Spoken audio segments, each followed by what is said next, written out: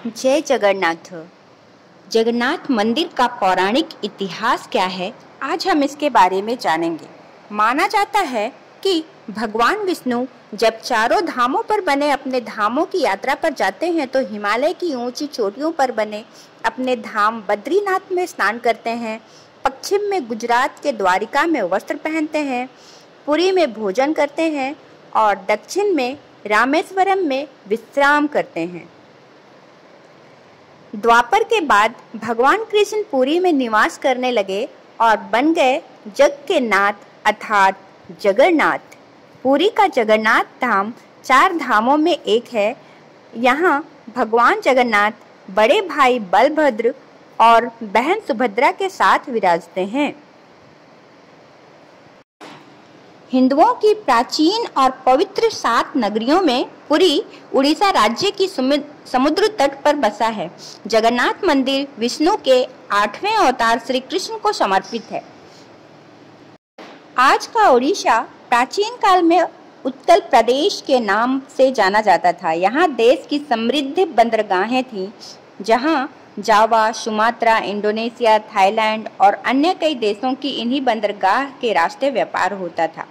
पुराणों में इसे धरती का बैकुंठ कहा गया है। यह भगवान विष्णु के 4 धामों में से एक है। इसे श्री क्षेत्र, श्री पुरुषोत्तम क्षेत्र, शाक क्षेत्र, नीलांचल, नीलगिरी और श्री जगन्नाथपुरी भी कहते हैं। ब्रह्म और स्कंद पुराण के अनुसार यहाँ भगवान विष्णु पुरुषोत्तम नील माधव के रूप में अवतरित हुए और सबर जनजाति के परम पूज्य देवता बन गए। सबर जनजाति के देवता होने के कारण यहाँ भगवान जगन्नाथ का रूप कबीलाई देवताओं की तरह है। पहले कबीले के लोग अपने देवताओं की मूर्तियों को काठ से बनाते थे। जगन्नाथ मंदिर में सबर जनजाति के पुजारियों के अलावा ब्राह्मण पुजारी भी हैं। पुराण के अनुसार नीलगिरी में पुरुषोत्तम हरि की पूजा की जाती है। पुरुषोत्तम हरि को यहाँ भगवान राम का रूप माना गया है। सबसे प्राचीन मत्स्य पुराण में लिखा है कि पुरुषोत्तम क्षेत्र की देवी विमला और यहाँ उनकी पूजा होती है। माना जाता है कि सबसे पहले सबर आदिवासी विश्ववसु ने नील माधव के रूप में इसकी पूजा की थी। आज भी पूरी मंदिरों में कई सेवक हैं जिन्हें दैतापति के नाम से जाना जाता है। राजा इंद्रदम्युन मांडवा का राजा था, जिसके पिता का नाम भारत और माता सुमति था। राजा इंद्रदम्युन को सपने में दिखे थे जगन्नाथ के दर्शन। कई ग्रंथों में राजा इंद्रदम्युन और उनके यज्ञ के बारे में विस्तार से लिखा है। उन्होंने यहाँ कई विशाल यज्ञ किए और एक सरोवर बनवाया। एक रात भगवान विष्णु ने उनको सपने में दर्शन दिए और कहा, नीलांचल पर्वत की एक गुफा में मेरी एक मूर्ति है, उसे नील माधव कहते हैं। तुम एक मंदिर बनवाकर उसमें मेरी यह मूर्ति स्थापित कर दो। राजा ने अपने सेवकों को नीलांचल पर्वत की खोज में भेजा। उसमें से एक था ब्राह्मण विद्यापति। विद्यापति ने सुन रखा था कि सबर कबीले के लोग नील माधव की पूजा करते हैं और उन्होंने अपने देवता की इस मूर्ति को नीलांचल पर्वत की गुफा में छुपा रखा है। वह यह भी जानता था कि सबर कबीले का मुखिया विश्ववसु नील माधव का उपासक है और उसी ने मूर्ति का गुफा में छुपा रखा है। चतुर विद्यापति ने मुखिया की बेटी से विवाह कर लिया।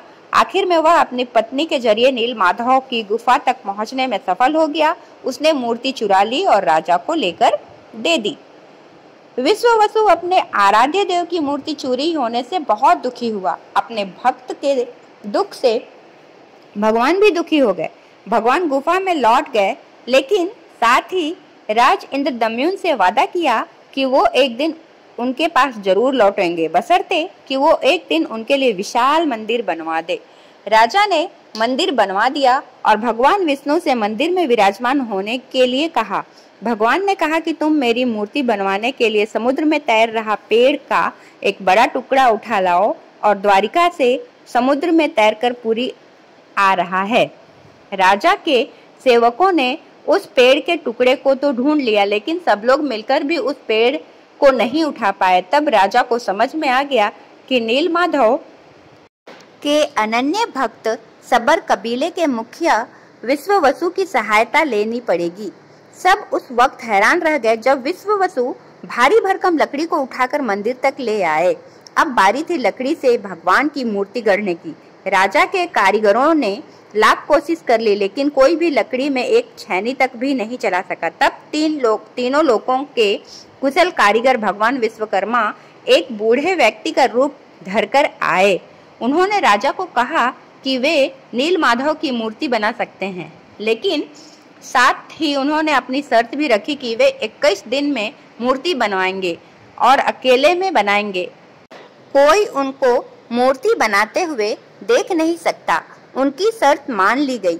लोगों को आरी, छेनी, हथौड़ी की आवाजें आती रहीं। राजा इंद्रदम्युन की रानी गुड़ीचा अपने को रोक नहीं पाई। वह दरवाजे के पास आ गई तो उसे कोई आवाज सुनाई नहीं दी। वह घबरा गई। उसे लगा बूढ़ा कारीगर मर गया है। उसने राजा को इसकी सूचना दी। अंदर से कोई आवाज सुनाई नहीं दे रही थी, तो राजा को ऐसा ही लगा। सभी शर्तों और चेतावनियों को दरकिनार करते हुए राजा ने दरवाजा खोलने का आदेश दे दिया। जैसे ही कमरा खोला गया तो बूढ़ा व्यक्ति गायब था और उसमें 3 अधूरी मूर्तियां मिली पड़ी।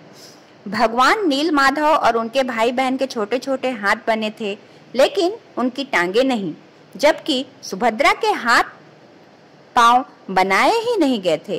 राजा ने इसे भगवान की इच्छा मानकर इन्हीं अधूरी मूर्तियों को स्थापित कर दिया।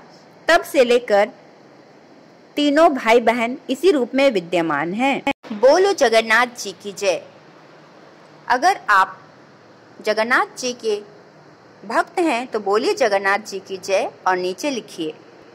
और इस तरह की जानकारियों के लिए मेरे चैनल को सब्सक्राइब करिए और लाइक करिए और नीचे कमेंट करिए। धन्यवाद सहित।